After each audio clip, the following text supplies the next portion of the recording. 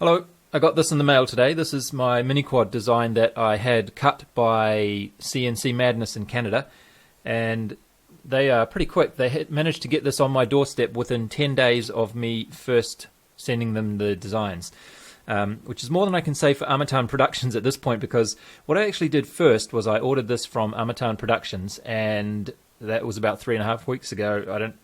Apparently it's being done. I'm not sure where it is, but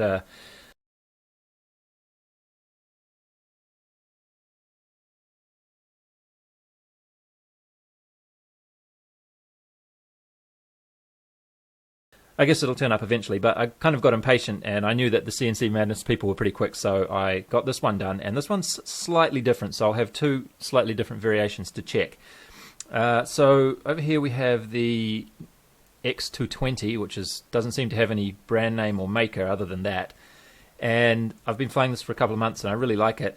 So my design has borrowed very heavily from this, and I've just sort of changed a few points and made it a little bit more to my liking. So I'll just show you what I've changed, because I've looked at this in quite some detail in one of my other videos, and I'll show you the bits and pieces that I'm going to put on it. I don't know if I'll do much of a build video about it, but I'll definitely show you how it flies when it gets up in the air.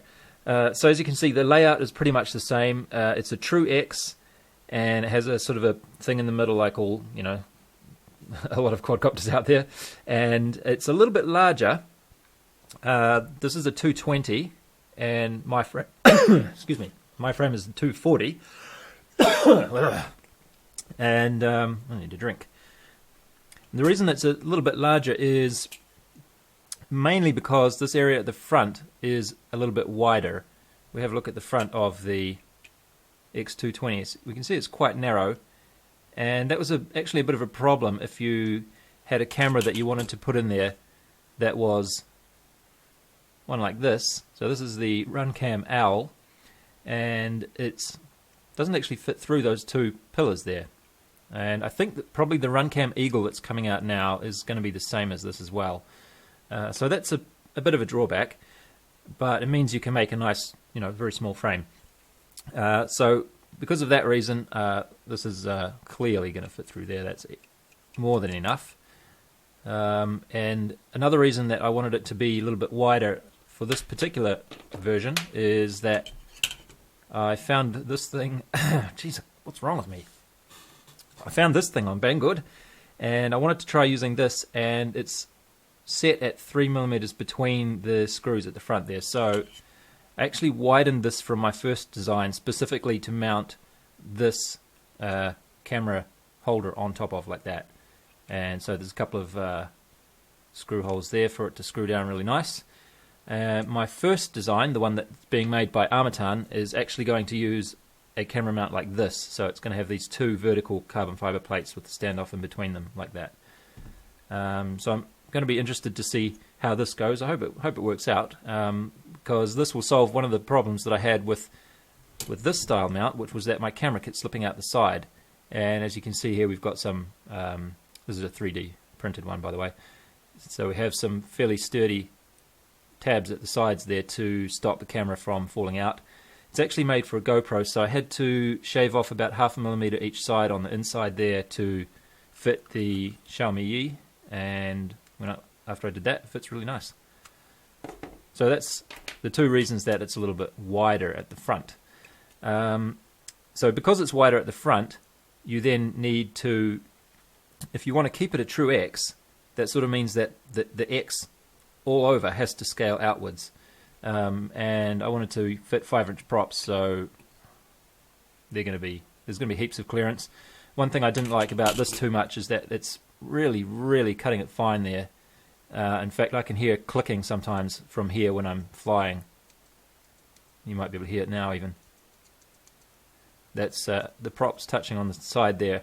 And this is actually the carbon fiber plate in there that came with the kit, so it's nothing that I've added. The kit was like that to begin with. And I didn't like that too much, so it should be nice to have a little bit more clearance around the sides here. You may be able to see that I have rounded things off a little bit here and there, so on the sides here it's sort of rounded around the corner there. It's rounded there, and then on the bottom, the bottommost plate is all sort of nicely curved and rounded off there, whereas this one here is all about sharp angles. So there's a nasty sharp angle there, and there's some quite sharp jutting sort of angles there, and then this bottom plate is the same. It's just a sharp cut off thing. So it doesn't really matter, I think, but I just thought it looked a little bit nicer to have everything sort of curved and smoothed. And the oh, it was a clean one. Do I have a clean one? Here's a clean one. And the motor mount pad at the bottom is just sort of a big blob, which is fine, but I thought I would make it a little bit more aesthetically pleasing, at least in my mind. And what I've ended up with, I didn't actually intend for it to turn out like this, but what I've ended up with is basically, it looks like the Alien frames, doesn't it? I just started with a round blob, and I thought, well, we don't really need this bit here that much, because I'm going to put these motor shields on. But it would be nice if we had a bit of extension out here to protect it from a hit coming in from there. But then we don't need all of this material in here, really, and so eventually, I guess you could say great minds think alike, couldn't you? Hope so. So anyway, that's what I've ended up with. It looks like a shameless copy of the Alien arms, but it's I promise it's not quite how I started making it. And this is 18mm wide, which is going to fit. It's easily going to fit the ESCs that I'm going to put on it, but it should fit any of the other ESCs that are out there like this. This is BL Heli 30 amp, XM30 that is, and that is about 18mm wide, so it should fit nicely on here. What else did I change? I've changed the cutout patterns in the top, of course. Put lots of little zip tie holding tabs and a circle at the back for FPV antenna, and that is different to this one, which has the FPV antenna. Well, it has a circle for that, but it also has the XT60 mount built in as well. So I'm not going to do that on this one. I'm going to go for the Alien style copying again, Alien style battery connection location, which is going to be here. So the XT60 is going to be around about there. It's the first time I've tried that, but it seems like it works well, so I'll give it a try. I have put in here some, this is intended to be holes for straps, for Velcro straps to mount some other kind of camera mount. If you don't have one of these, maybe you could mount something else in there.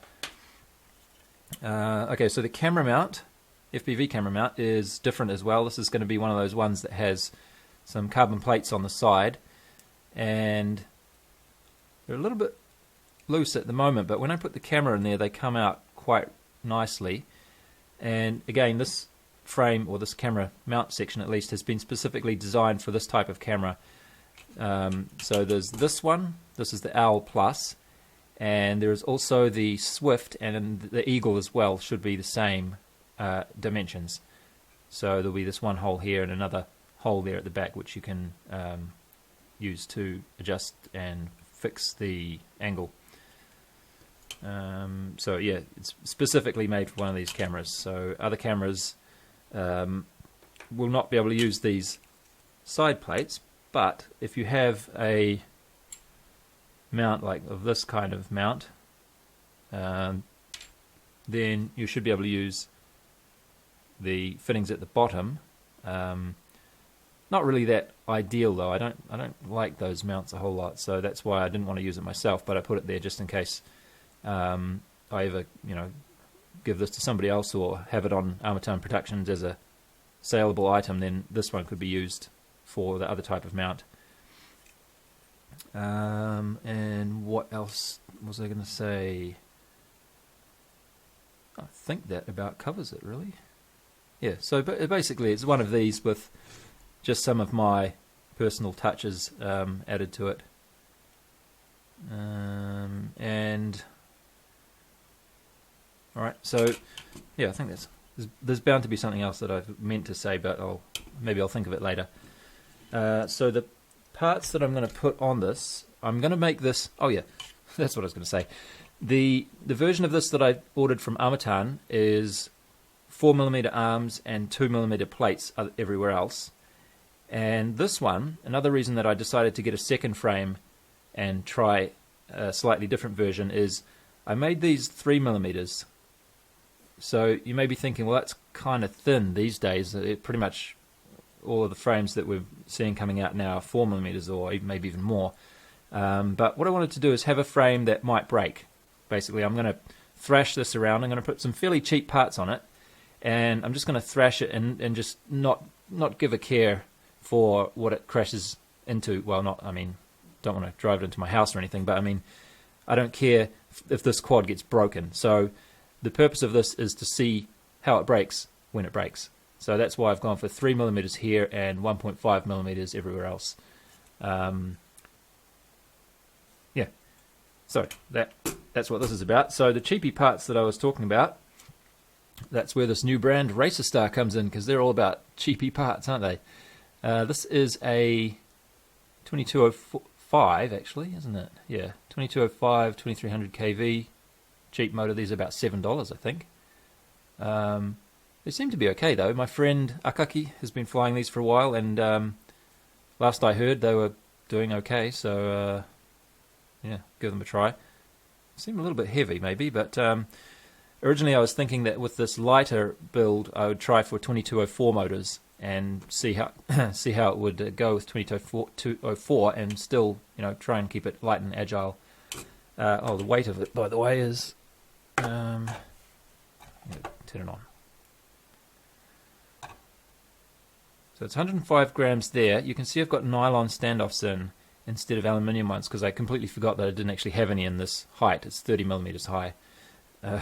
So I'll get some for it eventually, but for now I'll just fly it with these nylon ones, which actually, they work pretty well. So that would add another 5 grams, I think. So that would be 110 grams like this. And some of these screws are not quite, these are just temporary at the moment. So add another couple of grams for the right length of screws, and we're probably looking at 112 grams for this version. And the 4mm arm version will be, of course, a little bit heavier. Anyway, so that is the motor there that I'm going to use. Racer Star again for the ESCs. These are pretty cheap as well. I forget what they cost, but they were cheap enough that I thought I'd just get a set to throw on here and try. Apparently they're quite good. My other friend Sean, my other friend Sean, has been using these for a while, and he says they're pretty good. So, yep, I guess they're good. These are actually BL Heli S ones, so you can see they have the Busy Bee. Busy Bee chip on there, but they're ridiculously small. And when you look at these here, there's almost nothing on there. There's some tiny, tiny little fets there, just 6 of them. And then you've got 4 caps, which I presume those are the equivalent of where you used to have a big electrolytic cap at the back here. And that's it. It's so tiny. How can that handle 20 amps? Well, we'll see. I'll trust them on that. And the PDB that I'm going to use is this one here. This is quite a nice one actually. Maytech are making quite a few PDBs that are good looking ones, and this is it's just called PDB XT60. Very imaginative naming, isn't it? So it's one of those ones that has the thing sticking out the side, and I really like the way that they're starting to make them now, with the pads going plus minus plus minus plus minus plus minus, alternating around like that. So that means that when you stick your ESCs on, you can have them all up the same way, like I have here. I've managed to keep all my ESCs with the heatsink facing upwards, which is what I try and do if I can. So it's nice that PDB makers, I presume that's why they've started doing this. Anyway, so it's got a 5 volt and a 12 volt regulator on there. Quite a nice PDB, this one. So I got 2 of these because I want to use this on both of these builds that I'm going to do. Receiver is going to be, of course, one of those. What else? and I'm actually going to try one of these this time to have the voltage sent back to my transmitter. I put this on, actually put one of these on this quad too, you can see it just in there, because the voltage reading hack that I did with the FlySky IA6B receiver in here, I think there's a little bit of a wire loose or something, because it's just going berserk every now and then, and it sets the alarm off even when it doesn't have to. So I just got rid of it, and I thought I'd go with these. These are only like $3 or $4, so why not? So that's how I'm going to check the voltage, and I'm going to cut this wire down a lot too. Basically the whole middle section of the wire you don't really need, just make it like that. But they do work well, it works fine. Only problem is that the buzzer inside the FlySky transmitter is very, very quiet, and you don't hear it until it gets to the very, very low alarm, the one where it's like you really have to stop.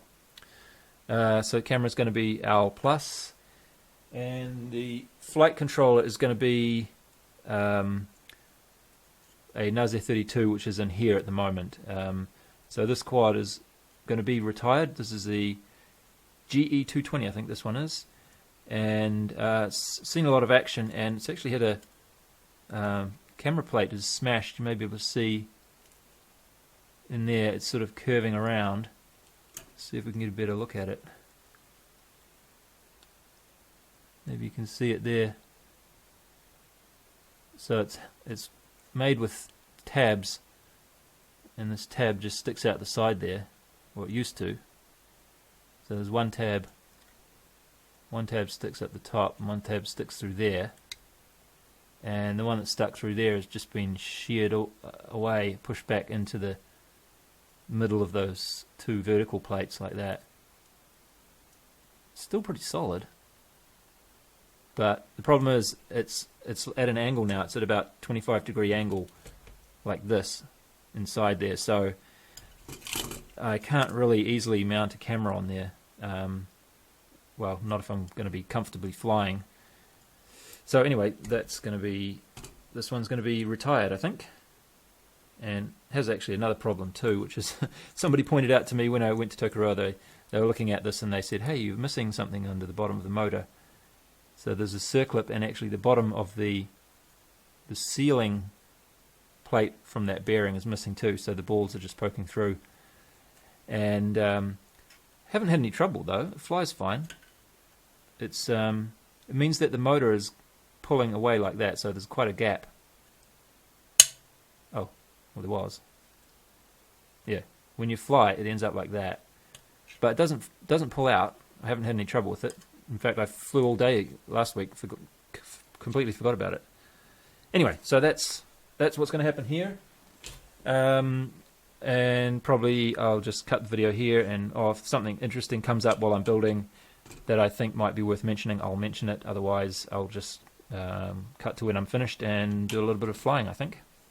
On the sides of this camera mount, I had to Dremel out a little section there, as you can see, to give it some space to sit over that the top of that screw there, which is a minor inconvenience, but it is convenient though that it was in this thickest part of the 3D printed structure, so I'm not cutting out any important bits like I wasn't cutting into this section here. That would have been a pain in the butt, wouldn't it?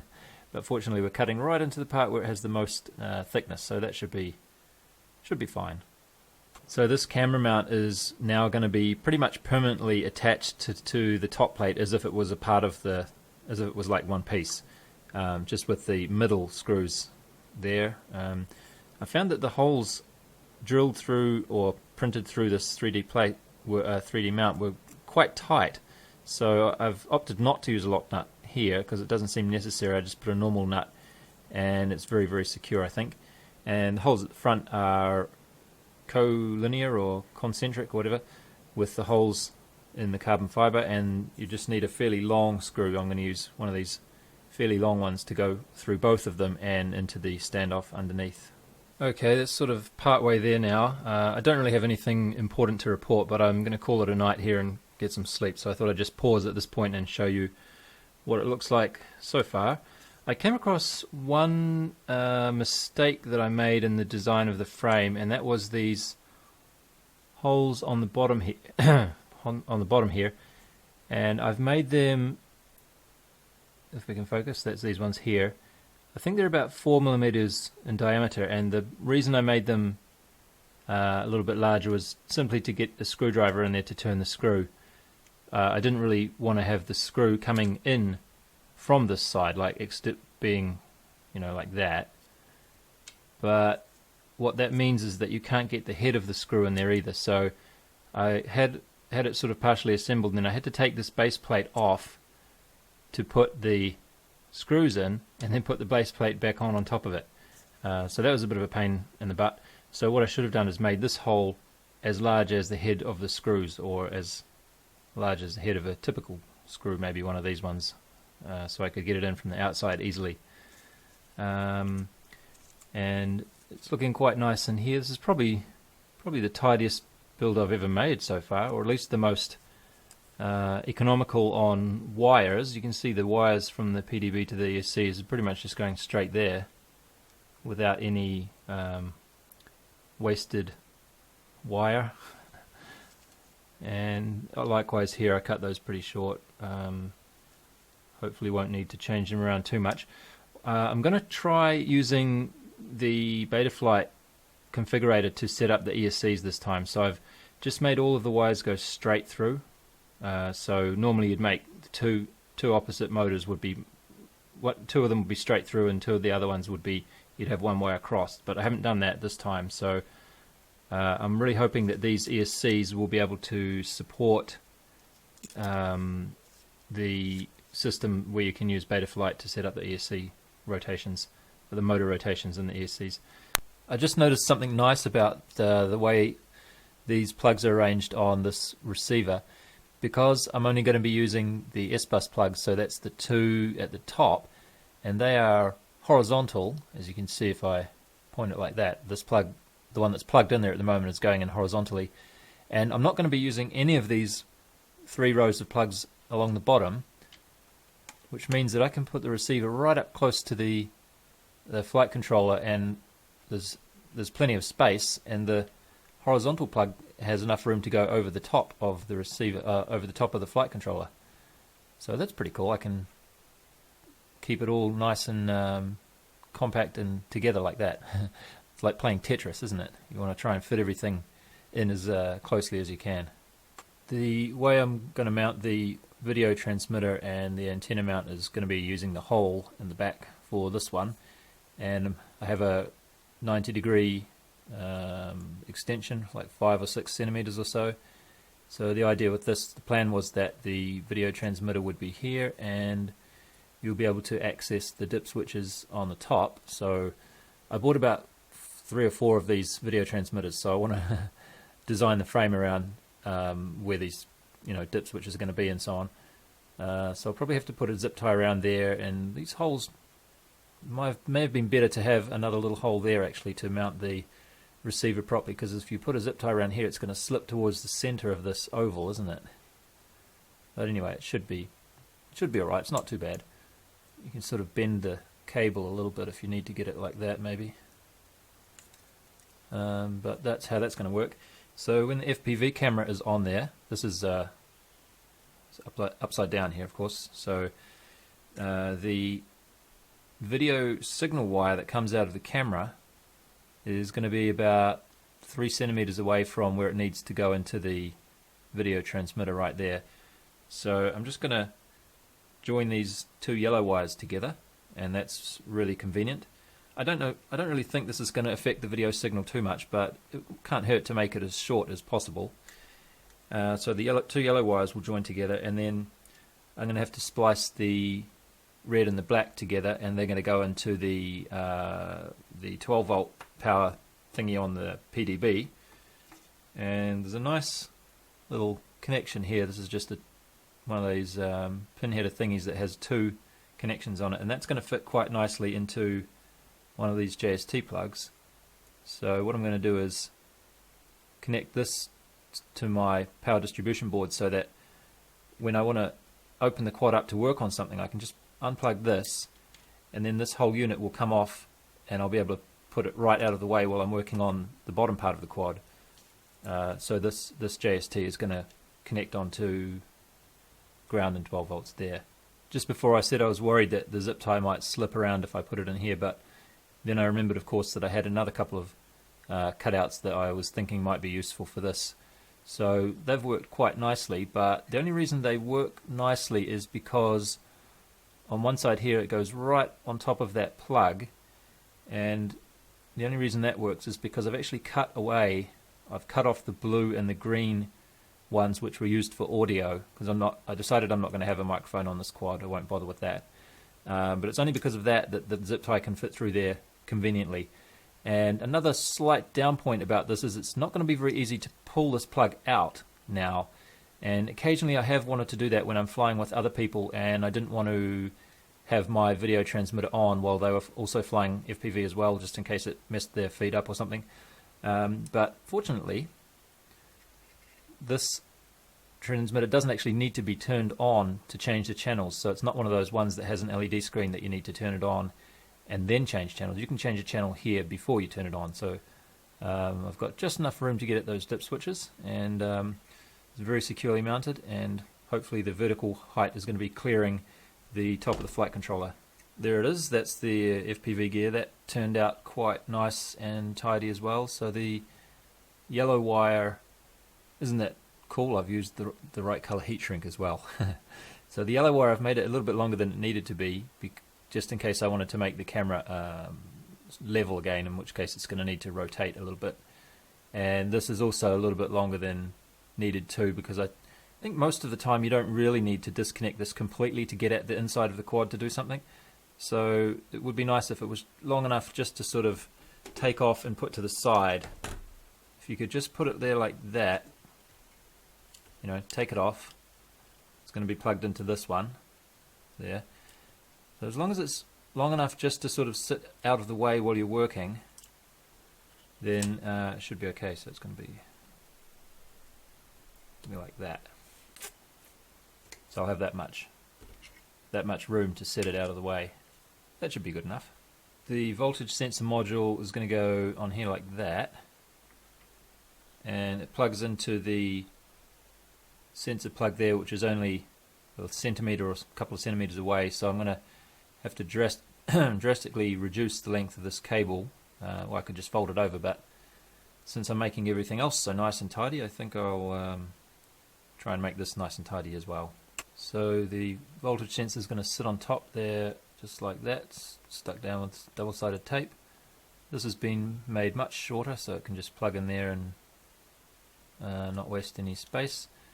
And then the actual sense wire for this, which is coming out the side, this is going to have to go to the battery VCC voltage, so I'm just going to solder that. It's going to come around under the flight controller and solder onto these couple of little pads there, ground VCC.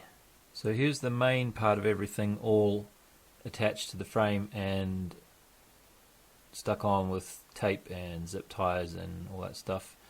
I've soldered the ESC wires directly onto there and kept those wires short as well, so it's quite nice and tidy, I think. I used the BL Heli pass-through, or whatever you call it, where you select the clean flight as the method in the BL Heli suite, and boy, that is really easy. I should have tried that before, but I managed to reflash all the ESCs and reverse these two motors which needed to be reversed. Yeah, that's really great. I should have tried that earlier.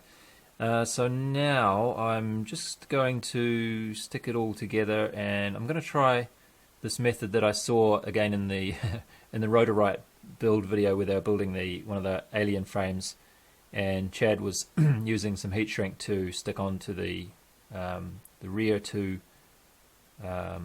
standoffs to hold the antennas on there. And it's not going to work quite so nicely with these antennas, because these antennas have this balun or whatever that thing is there, this sort of blocky bit there. So it's quite a nuisance actually when you're trying to do something like this, because it's just not as light, and it means that it's going to make this part of the zip tie keep straight, so it won't be able to bend around quite as easily. But I bent these. I put the hot air gun on them for a bit and bent them around so they're keeping in a nice sort of a shape like that. So hopefully I won't end up with the antennas just sticking up straight parallel to each other like that, which would be not very useful. And on the back of this piece, so the top plate, if you look, come on, get that off. If you look at the back of the back plate there, it doesn't curve around in a corner. There's two sort of flattened off, the corners is kind of flattened off, and the idea of that was that these zip ties were supposed to sit there and encourage the zip ties to stay out at 45 degrees or 90 degrees from each other in that arrangement like that. I don't know if it's really going to work, but at least that was the intention. Okay, I think we're pretty much done now. Unfortunately, I didn't get these antennas to come out at as much of an angle as I had hoped for. Like I say, this bit at the base there kind of forces it to become straight. I just wrap it around the zip tie with some ordinary sellotape. But I think that'll be alright to fly for a while. Maybe just not go too far away, perhaps. It's looking very pretty. Almost don't want to fly it. So I've got the screws out here, you can see, and so the top, I think I probably already said this before, but the top will come off like that, and there'll just be this one connection for the camera and the video transmitter. So that'll be nice to be able to pull that off like that and then have the rest of it easily accessible to work on. So let me just put that back on again, and I'll show you how much room there is between the top and the bottom, because there's actually plenty of room. And that's it, all done, all tightened up and ready to go flying. Let me just see how much it weighs. So it's 350 grams, and some of these screws on the bottom are a few millimeters longer than they need to be. I didn't quite have the right ones, so it'd probably be slightly under 350, I think. And I'm quite pleased with how it all went together. So there's actually quite a bit of room in there, probably more room than most of my other builds have had, actually. I'm not sure how that happened, but if I just push this, hang on. They're not actually touching the top and the bottom. It's just that little, well, they are touching, but I mean they're not pressed against each other. It's just this wire that sort of takes up that slack there. But apart from that, there's quite a bit of space in there. There's almost nothing in there. I could easily put a microphone in there if I wanted to, but I've decided I'm not going to do that for this build. I kind of like being able to hear what's going on around me, just sort of people going around, or when I'm on the farm here I have to keep an eye out for when the farmer's riding his motorbike around so I don't, hit him in the face or anything like that. So I'm not going to have a microphone on. What else was I going to say? So just a couple of points that I'm not too... Well, it's not a big problem, but like I mentioned here with this screw hole, it would have been nicer if that was a bit bigger. Then you could actually put the screw in from this side without having to take this plate off. On the flip side though, once the screw is in there, even if it was to come loose for some reason, it's not going to fall out. And it is quite handy when you're working on it to have the screw being held in from the back rather than falling out every time you pick it up, because if the nut is not tightened on from this side and you pick it up, it just falls out, which is a bit annoying. What else was there? Oh yeah, and with this 1.5mm plate here, it seems like there's a little bit too much distance between these two pillars. I think it will be fine on the 2mm version, and it was fine on the X220 frame, wherever that's gone. But as it is with this one, might not be able to see it in the video, but there's just a little bit of flex there. So I'm thinking that if it really hits something hard, that plate there, because it doesn't have the extra reinforcing like the bottom does, the plate on the top might be a little bit susceptible to bending. Other than that, this little cage at the front seems... It's a little bit of movement there on the side, but doesn't seem like it's enough that it's going to show vibration when you're flying. Yes, I'm talking about you, camera. Anyway, I'll just give it a quick little hover test inside now. And unfortunately, I just checked the weather forecast, and we have 8 days of rain coming up. We'll see if that actually happens. I'm not sure. but no doubt there'll be a few breaks in the weather when I can just quickly sneak out and try it without getting too wet. So, until weather permits. It's a couple of days later now, almost, and unfortunately I haven't had a chance to fly it outside because the weather has been pretty terrible. It's just mostly just raining. I did a little quick hover test indoors just to check that everything was okay, and initially everything was not okay because I'd forgotten to tell Betaflight that I'd rotated the flight controller board around 90 degrees. I didn't even check it. I just got a bit complacent, I guess, and didn't even bother to check that it was right. So what happens when that rotation is wrong is that as soon as it starts to lift off the ground a little bit and it has some freedom to rotate, it turns into a spinning blur, like just the whole thing is just going over and tumbling around and around like that as quick as it can. And the camera was on here. I kind of forgot that it was on there and it was not fastened on. So it fell off, and the props took a huge bite out of the side of it there, and you can see the SD card and a little bit of the button circuitry and stuff inside, all nicely tightly packed in there, isn't it? Still works okay, which is good. But anyway, the weather coming up is also pretty bloody terrible, to be honest. That's like 8 days of rain, so hopefully that doesn't actually eventuate, but it very well could. So I think I'll just cut this video here. There's probably, I'm not really expecting it to fly all that differently to the X220 frame anyway. I mean, the layout's the same. It's just a slightly little bit wider wheelbase, and I guess the only thing that will noticeably be different for me anyway is that the camera angle, both camera angles are now exactly the same, so you can maybe see FPV camera down the bottom is lined up just nicely with the HD camera. So the video that I see while I'm flying will be much closer to the video that I get from the HD cam to look at afterwards. Apart from that, I'm not really anticipating it to be too different, so I'll just finish up here, and when weather eventually does permit, I'll make another little flight video about this, I suppose, when the time comes. But until then, thanks for watching. Boing.